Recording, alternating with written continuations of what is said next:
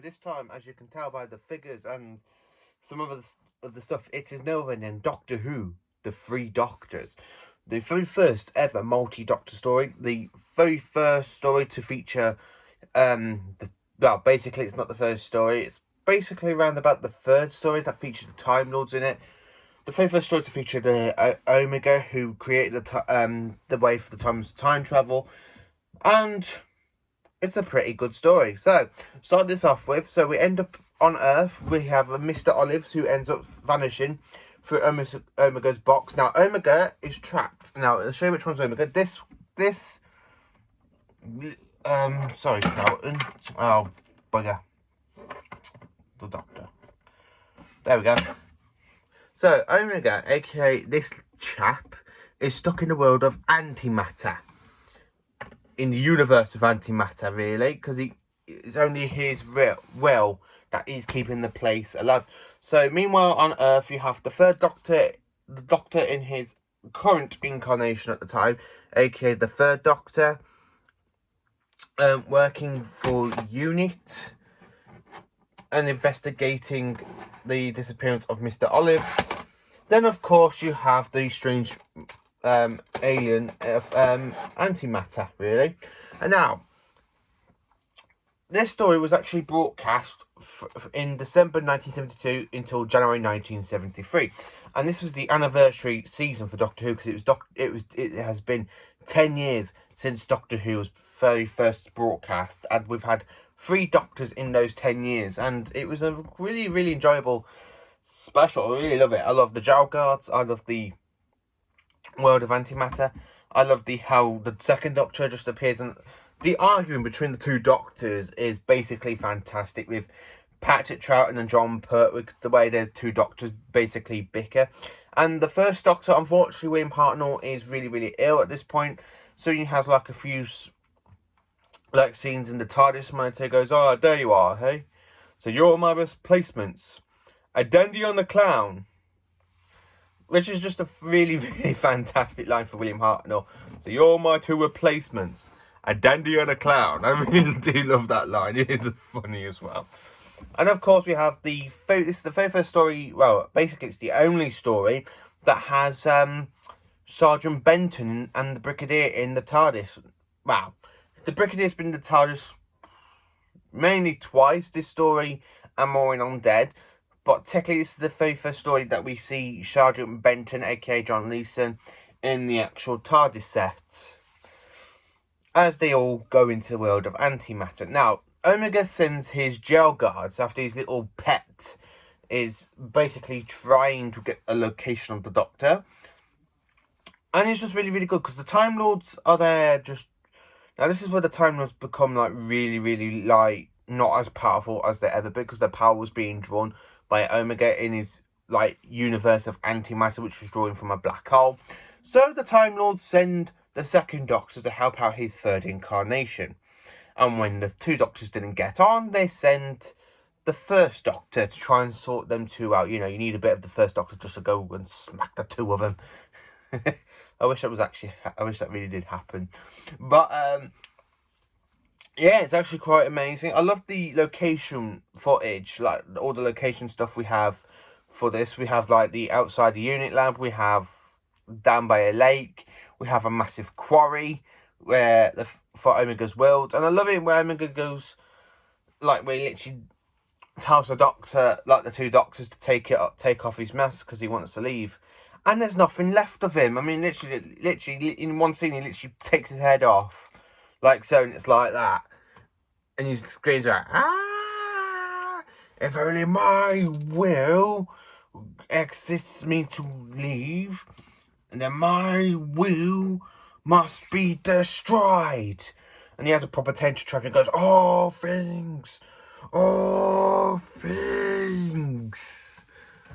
which is just another really fantastic line for Omega. And Omega only has 2 appearances in Doctor Who. He has this episode, this amazing 4-part story, and Arc of Infinity, which is really not as good as this story, but I really, really do enjoy this story. I absolutely love this story. I love, as I said, the location work, the arguing between Patrick Troughton's Doctor and, of course, John Pertwee's Doctor, and I actually love it where you see the Doctor and Joe like disappear into the antimatter universe, and then the second Doctor, it goes to the Brigadier. No, Brigadier, leave it alone. It's not dangerous at the moment. He thinks it's achieved its purpose, and the Brigadier just goes, "Oh no, oh yes, but you cannot be the Doctor." "Oh yes, it is, sir. It's the first one." When you have the Brigadier looking at the second Doctor again, now this is the first time he's seen the second Doctor since the invasion, and it's absolutely funny. He goes, "I see what you've done. You've been messing with that thermal machine of yours, and you shut off Miss Grant, poor heavens who knows where." And then you go, and I love it where it goes to the Brigadier. "Well, you see, it goes down. You must contact all those powerful superiors of yours." It goes, "The far from being all superior, which is why it's left down to me, me, and me." I just absolutely love the second Doctor putting the Brigadier in his place, a bit like the third Doctor does through most of his era. I just really enjoyed the three Doctors. So yeah, for ranking, this one is definitely a 10 out of 10 again. It is pretty much a very good Jon Pertwee story, and this is one of my favourite Jon Pertwee stories. This was my fourth Jon Pertwee story I actually ever watched growing up. I mean, my first one was Death to the Dark. Now, that was my first story into classic Doctor Who. My second one must have been Spearhead from Space with my dad. So, the three Doctors, this must have been around about my third or fourth, because my dad used to own these on VHS. And then he sold them for the DVDs, and then back then we have UK Gold at the time, showing classic Doctor Who. And so I remember having, my granddad had Sky, so I remember him recording me a load of Doctor Who episodes from the telly onto the VHS, so I can sit down and watch them. He used to do that for me every weekend, bless him. At one point, he came down with a big massive box full of ones he recorded. I do remember that. So yeah, the three Doctors. It's a pretty amazing, really amazing opportunity. If you haven't seen it, I do recommend it because it is absolutely fantastic. It is my first all-time favourite multi-Doctor story. After this one, it has to be the Five Doctors, which I am going to do a review on that as well, basically. I might do that later on today or some point, because I do like the Five Doctors, and it's a really amazing story. Omega is a really amazing villain. I do like the Jail Guards in this. If I've got a picture of the Jail Guards on the DVD range. Yes, I have them. They are really fun and really cool to see the Jail Guards. They have like a weapon, one little weapon in their hand, and it causes explosions. I love all the supporting cast in this as well. After Jon Pertwee, William Hartnell, Patrick Troughton, like Katie Manning for Joe Grant, Nicholas Courtney for the Brigadier, John Levine for Sergeant Benton, and then you have Dr. Tyler, Mr. Olives as well.